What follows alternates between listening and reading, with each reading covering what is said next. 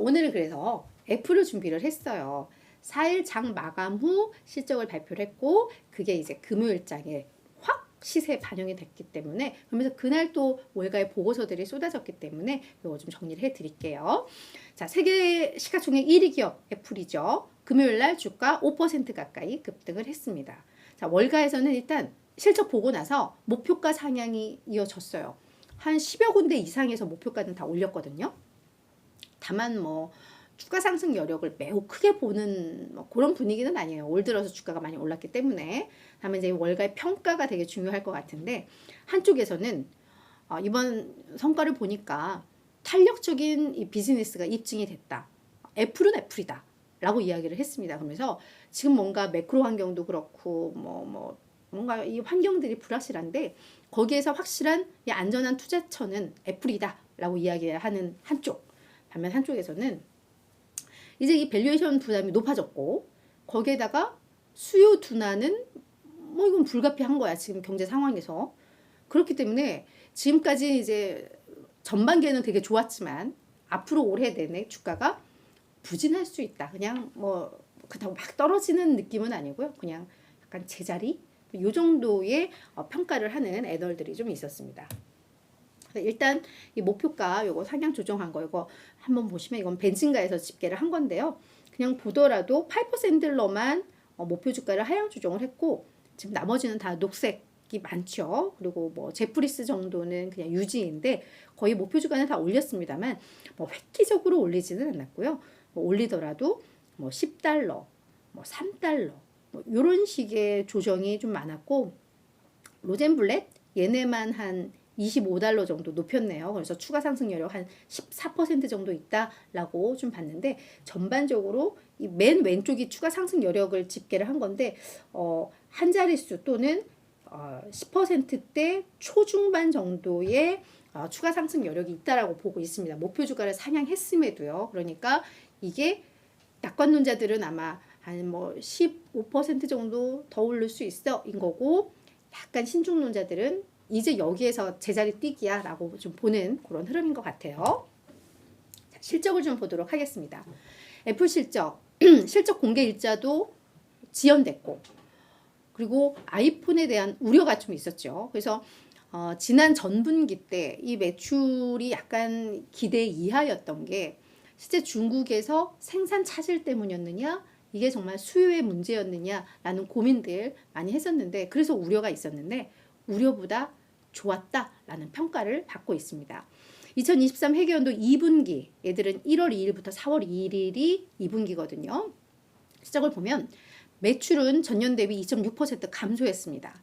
그러면서 948억 달러 기록을 했는데 예상보다는 좋았어요. 하지만 두 개 분기 연속 전년 대비 역성장을 하면서 애플은 막 성장하는 기업이었는데 또 혁신하는 기업이었는데 뭐 이런 부분에 대한 우려는 좀 있는 상황이었죠. 다만 예상보다 좋았다는 거. 예상보다 좋을 수 있었던 거 아이폰 매출은 1.4% 증가를 했습니다. 그래서 513억 달러 기록하면서 이게 예상보다 매우 좋았죠. 그리고 2분기 기준으로 보면 이게 최대 규모의 매출액이었다고 합니다.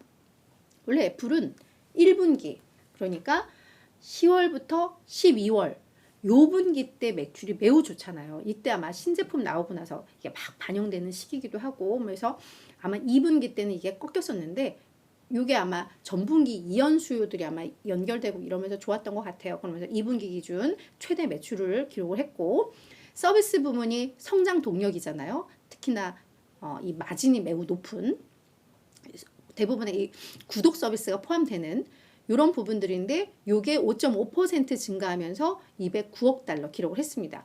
이건 예상치보다는 밑돌았어요. 그래서 서비스 부문의 성장률이 둔화됐다라는 우려는 좀 있었습니다. 그럼에도 불구하고 역대 최고 수준을 기록을 했다라는 거. 그리고 이 부분이 지금 뭐 특히 그리고 이 아이폰 같은 경우에는 이 성과를 더 높이 평가한 게 지금 스마트폰 출하량이 1분기 때 전 세계 출하량이 13에서 15% 감소한 가운데 또 이런 성과를 내서 이 아이폰 성과 매우 긍정적으로 평가를 했고 서비스 부문 같은 경우에도 예상보다는 밑돌았지만 성장률이 약간 실망스러웠지만 여전히 좋고 유료 구독자 요 수가 3년 전 대비해서 거의 2배 늘어났다고 합니다. 그래서 그런 부분에 있어서 그래 이 정도면 선방했다라는 평가가 나오고 있습니다. 다만 아이패드, 맥 이쪽은 매출이 매우 급감했고 예상 눈높이에도 맞지 못했지만 핵심 부분, 그러니까 전체 매출의 54%를 차지하는 아이폰 그리고 서비스 부분도 22% 차지하니까 요 둘이서 한 75, 6%를 차지하는데 요 핵심 부분이 잘 그래도 선방했다라는 것 때문에 시장에서는 긍정적으로 평가를 하고 있고요. EPS라던가 마진도 나쁘지 않았습니다. 게다가 강력한 주주 환원도 발표를 했는데요. 배당금을 4% 인상을 했습니다. 그래서 24센트씩 주당 배당을 하겠다라고 했는데 11년 연속 배당을 올리고 있고 거기에다가 자사주 매입 프로그램 900억 달러 확대를 한다는 소식도 전해지면서 시장에서는 호평을 좀 받았던 그런 상황입니다. 그리고 지금 성장에 대한 우려가 있는데 그 성장에 대한 우려를 인도 등 신흥시장에서 기회를 찾고자 하는 그런 전략들에 대해서도 시장에서는 좀 안도를 한 것 같아요. 그래서 요 팀쿡 CEO가 특히 미국, 미주 이쪽에서는 실제로 수요가 감소하고 매출이 줄었지만 신흥시장, 특히 인도 이런 데에서는 수요가 오히려 견고하고 그리고 인도에서 중산층으로 진입하는 인구가 이제 빠르게 늘고 있어. 그래서 이제 인도가 우리의 다음 성장 기회를 줄 거야라는 부분들에 대해서도 성장 우려를 어느 정도 상쇄를 했다라고 이해를 하시면 될 것 같아요. 자, 이제 실적을 다 정리를 했고 이에 대한 월가의 평가들은 좀 짧게 정리를 해드리도록 하겠습니다. 먼저 JP 모건에서는 지금 애플의 퍼가 26배에 달한다. 그래서 그에 대한 밸류에이션에 대한 우려 제기가 되고 있지만 되게 안 좋았던 팬데믹 초기 그리고 최근 이 실적을 통해서 애플이 비즈니스의 탄력성이 있다는 것을 입증을 했다. 그래서 이 밸류에이션의 프리미엄을 지불하는 게 정당성을 입증을 했다라고 평가를 하고 있습니다. 자, 골드만삭스에서는 아이폰이 점유율을 계속 높이고 있고 사상 최대의 활성장치 설치 기반 요거를 이제 매우 높이 평가를 한다라고 이야기를 하고 있습니다. 활성장치 설치 기반이 뭐 아이폰 사고 나면 이거와 연관되는 각종 이제 뭐 서비스들 연결이 되잖아요. 뭐 그걸 이야기를 하는데 이게 20억 개를 올해 초에 달성을 했고 현재 기준으로도 이게 뭐 사상 최대까지 늘어났다고 합니다. 그래서 그런 부분들 계속 하나의 생태계를 구축하면서 계속 이렇게 강화시키고 있는 그 부분에 대해서 긍정적으로 평가를 한 것이고요.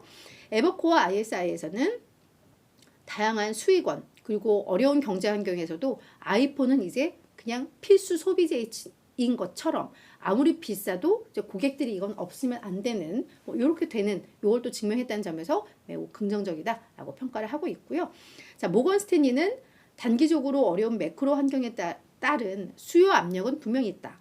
하지만 강력한 총 마진 실적을 우리에게 보여줌으로써 이런 우려를 상쇄했다라고 평가를 했고요. 제프리스에서는 애플의 현금 창출 능력, 제품의 탄력성, 강력한 애플 제품에 대한 이 소비 심리 이것만큼 확실한 것은 없다라고 호평을 쏟아냈습니다. 반면 수요 약화에 대해서 우려를 하는 소리들도 적지는 않았어요. 번스타인에서는 이제 계절적 강세기에 진입한다라는 점을 고려를 할 때 단기적으로는 그래 더 높은 성장을 보일 가능성도 있어. 하지만 밸류에이션이 정점에 도달을 했다라는 점에 있어서 장기적으로는 좀 신중할 필요는 있다라고 이야기를 하고 있고요. UBS에서도 금리 인상 등 거시적 압력에 따른 수요 감소가 올해 내내 주가에 부정적인 영향을 미칠 것이다. 웰스파고에서도 이번 결과는 사실 매우 좋다라기보다는 중립에서 약간 긍정적인 수준으로 평가할 필요가 있다라고 이야기를 하고 있습니다. 왜냐하면 이번 실적 괜찮았어라고 하는 게 낮았던 시장의 눈높이, 낮은 컨센서스로 인한 일종의 왜곡 현상으로도 해석을 해볼 수가 있다라고 이야기를 하고 있고 계속해서 전망치가 낮아지고 있다라는 점을 고려를 할 때 단기적으로 주가는 횡보하거나 하락할 수 있다라고 이야기를 하고 있습니다. 뱅크 오브 아메리카에서도 더 많은 수요를 견인할 주요 촉매제가 부족을 하다. 그리고 단기적으로 서비스 부문의 성장이 둔화되고 있다는 점에 대해서 우려가 된다라고 평가를 하고 있습니다.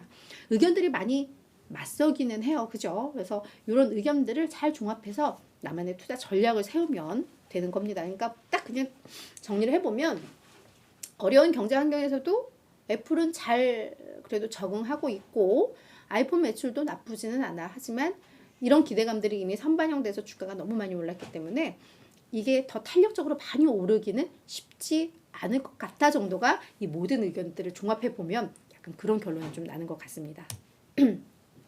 자, 밸류에이션이 뭐 어느 정도였길래 봤더니 확실히 요게 이제 올해 시작하는 국면이잖아요. 그죠?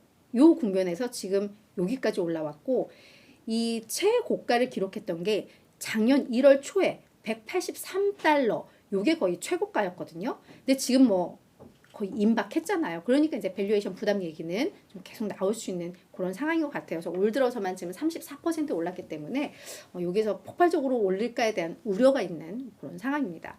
그리고 월가에서는 뭐 41명 중에 32명 정도가 매수 의견 여전히 78%가 유지를 하고 있습니다. 하지만 평균 목표가가 178달러니까 추가 상승 여력은 2.6% 정도. 앞서 말씀드렸던 뭐 고게 애플에 대한 그냥 한 줄 요약이 되는 것 같아요.